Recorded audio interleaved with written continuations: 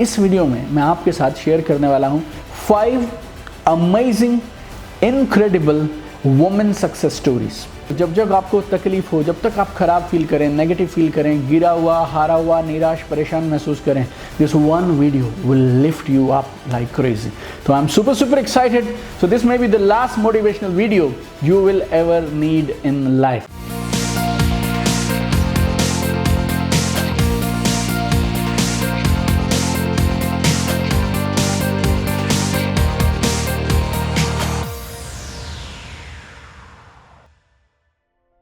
अगर कभी कभी आपको ऐसा लगता है कि यार मेरे साथ ही क्यों, आप निराश हो जाते हैं, परेशान हो जाते हैं, हताश हो जाते हैं और इस तरह की बातें मन में आती हैं यार कि मेरे बुरे दिन कब खत्म होंगे यार, मेरा कभी अच्छा टाइम आएगा भी या नहीं आएगा यार, why me and any other negative emotions. तो आप समझिए उन सब का आज हम एंड करने वाले हैं। अगले कुछ मिनटों में जब आप इस वीडियो को देखना कंप्लीट कर लेंगे, उसके बाद ज़िंदगी में आप किसी भी चीज़ से, किसी भी परेशानी से, किसी भी सेटबैक से दुखी परेशान नहीं होंगे, क्योंकि इस वीडियो में मैं आपके साथ शेयर करने वाला हूँ 5 amazing incredible women success stories, या फिर आप उनमें से कुछ लोगों के केस में तो आप बोल सकते हैं miserable failure stories also, right. और इन कहानियों को सुनने के बाद शायद आपको दोबारा जिंदगी में कोई मोटिवेशन वीडियो देखने की जरूरत ना पड़े, और शायद आप इस वीडियो को सेव करके हमेशा के लिए अपने पास रखेंगे। और जब जब आपको तकलीफ हो, जब तक आप खराब फील करें, नेगेटिव फील करें, गिरा हुआ, हारा हुआ, निराश, परेशान महसूस करें, this one video will lift you up like crazy. तो I am super excited. So this may be the last motivational video you will ever need in life. और इस वीडियो में जो हम 5 महिलाओं की बात कर रहे हैं, उनकी जिंदगी की बात कर रहे हैं, कैसे वो फर्श से अर्श पर पहुंच गई, उस पूरे सफर की बात कर रहे हैं। तो मुझे इस कमेंट करके आप जरूर बताइएगा कि 5 में से कौन सी कहानी ने आपको सबसे ज्यादा प्रेरित किया। कल्पना करिए एक ऐसी लड़की की जिसकी 10 साल की उम्र में शादी कर दी गई, और वो भी एक ऐसे शख्स के साथ जो उनसे उम्र में 20 साल बड़ा था। और शादी के बाद बहुत सारे चैलेंजेस आए।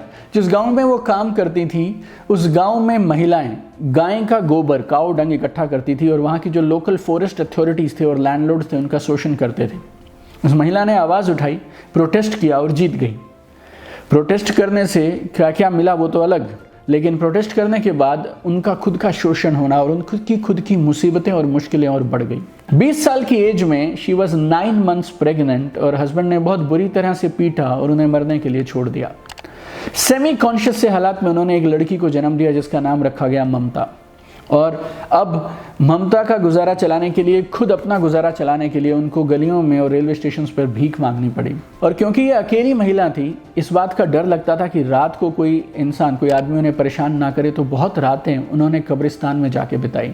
और जब वो इस गरीबी और होमलेसनेस की मिजरेबल लोएस्ट कंडीशन से गुजर रही थी, तो सिंधु ताई को अपने साथ बहुत सारे और दर्जनों की तादाद में ऑर्फन्स, अनाथ बच्चे और महिलाएं मिली जिनको सोसाइटी में कोई केयर नहीं करता था, और उन्होंने एक एक करके इनको अडॉप्ट करना शुरू किया।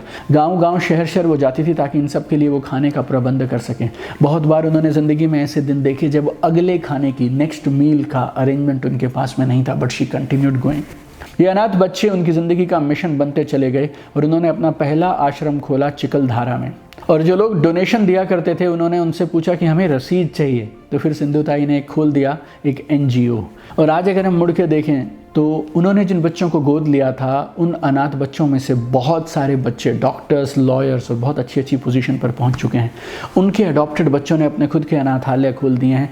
2021 में सिंधु ताई को उनके कामों के लिए, इस सोशल वर्क के लिए पद्मश्री का अवार्ड दिया गया था। 750 से ज़्यादा अवार्ड उनको अपनी ज़िंदगी में मिल चुके हैं। 2010 में उनकी ज़िंदगी पे, उनके जीवन पे एक मराठी फिल्म बनाई गई, राइट। सब लोग उन्हें प्यार से माई बुलाते थे। 2000 से ज़्यादा बच्चों को उन्होंने अडॉप्ट किया। तो 2000 से ज़्यादा बच्चों की वो माँ थी, और जाने कितने और बच्चे होंगे जिनकी शायद वो दादी माँ थी, राइट। उन्होंने बहुत सारी संस्थाएं चलाई जो आज उनके जाने के बाद भी कमाल का काम कर रही हैं। She was even a TEDx speaker also. और सिंधु ताई की कहानी जब मैं देखता हूँ, उनके जीवन को जब मैं देखता हूँ ना, तो मुझे एक चीज़ क्या समझ आती है कि adversity brings out the best in us if we are willing to carry on with our mission. Sindhu Tai ने हमें एक बात सिखाई कि दूसरों की मदद करने के लिए आपके पास बहुत सारे पैसे, बहुत सारे रिसोर्सेस नहीं चाहिए, सिर्फ आपकी देने की नीयत चाहिए। You don't need big money and resources to help others, you need right intention to help others. अगर आपको ऐसा लगता है यार कि आपका भी मन करता है कि एक मदद की जाए किसी की, सिंधु ताई ने तो बहुत बड़ा काम कर दिया, लेकिन आप और मैं अपनी अपनी जगह पे कुछ ना कुछ तो कर सकते हैं। तो फिर आज मैं आपको एक मौका दे रहा हूँ, एक संस्था है, एक एनजीओ है जिसे मैं पिछले करीब 8-10 सालों से सपोर्ट कर रहा हूँ। पर्सनली मैं इस संस्था से जुड़ा हूँ और मैंने इनके बच्चों को देखा है। जनरली ये जो बच्चे हैं, इनके माँ बाप शायद कहीं ड्राइवर हैं, खोली में कहीं रहते हैं, इनकी माएँ शायद मेड्स का काम करती हैं। और एक संस्था है जिसका नाम है नियो फ्यूजन क्रिएटिव फाउंडेशन, जो पिछले कई सालों से इन बच्चों की पढ़ाई के लिए काम कर रही है। मेरे सामने कुछ बच्चे थे जो स्कूल में थे, आज कॉलेज चले गए हैं। अगर आप चाहें तो इस संस्था का नंबर मैं आपको दे रहा हूँ। इस संस्था की जो संस्थापिका हैं वो हैं doctor Anubhuti Bhatnagar, and I have never seen a more dedicated social worker than what she is doing. और इसी नंबर पर जो स्क्रीन पर भी आ रहा है, आप चाहें तो गूगल पे के माध्यम से, यूपीआई के माध्यम से, पेटीएम के माध्यम से कुछ भी डोनेट कर सकते हैं। 10 रुपये, 1000 रुपये, 50 रुपये, मे बी 10 लाख रुपए, आप डिसाइड करिए। मैंने संस्था की वेबसाइट भी आपको दी है। इस नंबर पे आप फ़ोन करके उनसे बात कर सकते हैं। गुड़गांव के उनके सेंटर को आप विजिट कर सकते हैं, लेकिन आप ज़रूर कुछ ना कुछ दीजिए। और मैंने एक बात सीखी है मेरी नानी से, देने वाला हमेशा बड़ा होता है, देने वाला हमेशा बड़ा होता है। सो डोंट वेट, उस दिन का इंतज़ार मत करिए जिस दिन मेरे पास इतने लाख रुपए होंगे ना तब मैं दूंगा। Start donating right now. आइए दूसरी प्रेरणा देने वाली एक महिला की बात करते हैं। कल्पना करिए एक ऐसी लड़की की जो ब्लैक है, right, African girl born in America, और जिस लड़की ने उस गर्ल को जन्म दिया है वो एक टीनेजर है और मेड का काम करती है, हाउस मेड का काम करती है। और वो जो लड़की थी उसके पास बेसिक फैसिलिटीज़ भी, ज़िंदगी की बेसिक ज़रूरतों के लिए भी कुछ नहीं था। She had a terrible childhood, जिसमें 2 चीज़ें थी, क्या, शोषण और गरीबी। कई बार उसने जो आलू जिस बोरी में होते हैं ना, उस बोरी को लपेट कर अपने कपड़े बना लिए। जब वो 9 साल की थी तो उसके कज़न अंकल ने और उसके एक फैमिली फ्रेंड ने they molested her, right, because of abuse, neglect, molestation. 13 साल की उम्र में उसने घर छोड़ दिया। 14 साल की उम्र में she became a single mother और एक प्री मैच्योर बेबी को जन्म दिया और उस बेबी का भी डेथ हो गया। उसके बाद उसके पिताजी के पास उसको वापस भेजा गया। पिताजी ने उसकी पढ़ाई के लिए, स्कूलिंग के लिए अरेंजमेंट करना शुरू किया। क्लास के सारे बच्चे ये ब्लैक है, ये ब्लैक है, ये गरीब है, ये बोल के चिढ़ाते थे, बट शी कंटिन्यूड। बहुत मेहनत किया उसने, पब्लिक स्पीकिंग सीखा, ड्रामा सीखा, एक्टिंग सीखा, and she became school president. और उसने एक पब्लिक स्पीकिंग कॉन्टेस्ट जीता, उसकी स्कॉलरशिप से उसने हायर स्टडीज़ कर लिए। करियर में आई तो वहाँ पर भी उसको बहुत सारी मुश्किलों का सामना करना पड़ा। बहुत जद्दोजहद के बाद एक ब्रॉडकास्टिंग शो मिला उसको जिसका नाम था पीपल आर टॉकिंग, और उस शो से धीरे धीरे उसका नाम बनने लगा। उसके बाद उसे मौका मिला एक और शो को होस्ट करने का जो दुनिया के इतिहास का, it became the highest rated talk show ever. Show का नाम था AM शिकागो, और बाद में इस शो का नाम उसके लड़की के नाम पे कन्वर्ट कर दिया गया। लड़की का नाम है ओपरा विनफ्रे और इस शो का नाम था ओपरा विनफ्रे शो। आज Oprah Winfrey American talk show host हैं, टेलीविजन प्रोड्यूसर हैं, एक्ट्रेस हैं, फिलैंथ्रोपिस्ट हैं। उनका अपना एक केबल नेटवर्क है जिसका नाम है own, Oprah Winfrey network, right. बहुत सारे आंकड़ों के हिसाब से उनकी आज पर्सनल जो वेल्थ है वो है करीब $2.6 billion. She is the richest African American lady of 20th century. अब देखिए कहाँ से उन्होंने ज़िंदगी शुरू की थी और कहाँ आज पहुँच गई। She is the richest African American lady. बहुत सारे अवार्ड्स उन्हें दिए गए हैं। प्रेसिडेंट बैरक ओबामा ने ओपरा विनफ्रे को अवार्ड दिया था presidential medal of freedom. She got many doctorate degrees from Harvard and Duke university also. Oprah Winfrey की लाइफ से अगर आप कुछ सीख सकते हैं तो एक चीज़ हमेशा याद रखिएगा, बुरे से बुरे हालातों में भी आपके पास 2 ताकत हैं। बुरे से बुरे हालातों में भी आपके पास 2 ताकत हैं। Number 1, choose your attitude, and number 2, choose your action. और इन दोनों ताकतों का अगर आप इस्तेमाल करते हैं, यू विल बी अनस्टॉपेबल। आइए बात करते हैं तीसरी एक और कमाल की बेमिसाल महिला की और उनकी अपनी जंग की और जद्दोजहद की। सिंगल मदर होना अपने आप में एक स्ट्रगल है और ऊपर से आपके पास में पैसे नहीं है, आपके पास जॉब नहीं है और आप सोशल वेलफेयर पे अपनी ज़िंदगी बिता रहे हैं। इन सब हालातों से आदमी को क्या हो सकता है? सिर्फ एक चीज़, डिप्रेशन।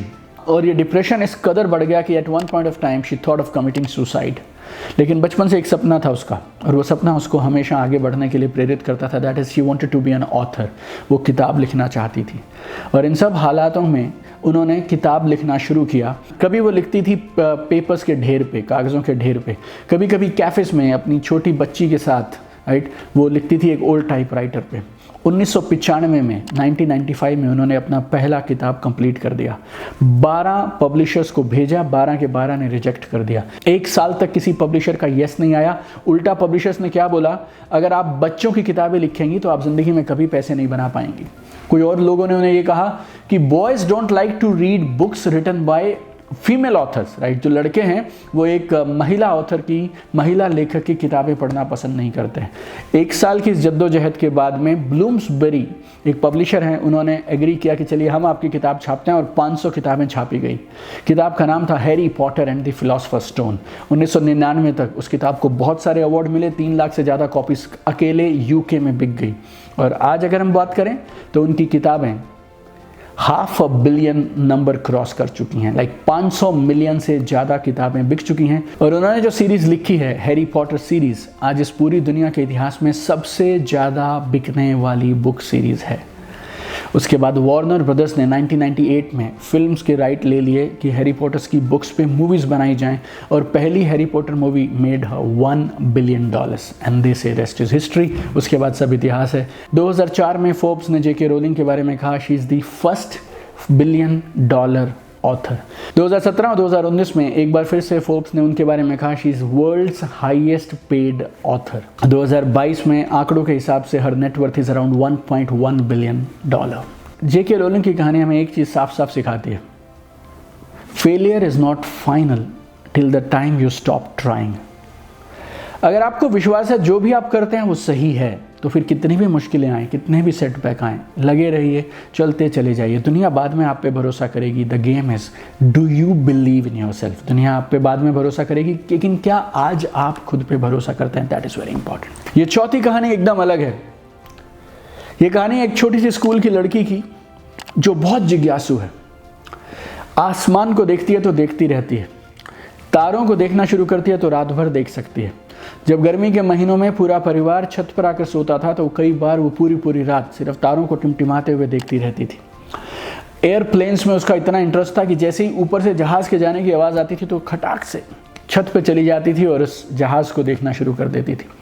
1978 में उसने एडमिशन लिया इंजीनियरिंग कॉलेज में। कॉलेज का नाम था पैक, पंजाब इंजीनियरिंग कॉलेज। और उसने कौन सी ब्रांच चुनी? Aeronautical engineering. And she was the only female student in her batch. Hostel facility मिली नहीं तो किसी घर की गैराज के ऊपर एक छोटा कमरा था, वहाँ पे उसने रहना शुरू कर दिया। साथ साथ कॉलेज में पढ़ती थी, उसके साथ साथ एविएशन पे जो जो सामान मिलता था वो सब पढ़ती चली जाती थी। अपने कॉलेज में जाके एरो क्लब ज्वाइन कर लिया, एस्ट्रो सोसाइटी ज्वाइन कर ली, और इतनी मेहनत की उसने कि she became joint secretary of these clubs. अपनी डिग्री कंप्लीट करके she became the first female aeronautical engineer to pass from PEC, Punjab engineering college. Masters के लिए यूनिवर्सिटी ऑफ टेक्सास अमेरिका में आ गई। 1988 में नासा में काम करना शुरू कर दिया। 1996 में she was assigned her first mission. अपने पहले मिशन में करीब 15 दिन स्पेस में रही एंड 6.5 मिलियन माइल्स उन्होंने स्पेस में बिताए। सन 2000 में कल्पना चावला को सेलेक्ट किया गया मिशन स्पेशलिस्ट के फॉर्म में STS 107, जो कि फाइनल फ्लाइट थी स्पेस शटल कोलंबिया की। इस फ्लाइट को 11 जनवरी 2001 में टेक ऑफ करना था। 18 बार डिले हो गई क्योंकि टेक्निकल प्रॉब्लम्स थी। 15 दिन के लिए ये फ्लाइट स्पेस में रही और एस्ट्रोनॉट्स ने कमाल के एक्सपेरिमेंट किए। 24 घंटे वहाँ पे 80 से ज़्यादा एक्सपेरिमेंट्स किए गए। मिशन कंप्लीट हुआ, लैंडिंग की तैयारी है, 16 मिनट बचे हैं लैंड करने में, लेकिन एटमॉस्फेयर में ही वो पूरी स्पेस शटल डिसइंटीग्रेट कर गई और पूरे के पूरे क्रू की वहीं डेथ हो गई। We are very proud of our very own Kalpana Chawla. She is the first Indian woman in space and first Indian American astronaut। बहुत सारी स्कॉलरशिप, बहुत सारी स्ट्रीट, यूनिवर्सिटीज़, इंस्टीट्यूशंस अमेरिका में और हिंदुस्तान में बनाई गई हैं उनके नाम पे। हरियाणा गवर्नमेंट ने 650 करोड़ का एक मेडिकल कॉलेज सेटअप किया करनाल में उनके नाम पे। मंगल ग्रह पे कल्पना चावला के नाम पे एक हिल का नाम रखा गया है। राइट, मार्स और जुपिटर के बीच में एक एस्ट्रॉयड है, उसका नाम रखा गया है 51826 कल्पना चावला। इंडिया का पहला वेदर सैटेलाइट, उसका नाम है कल्पना 1।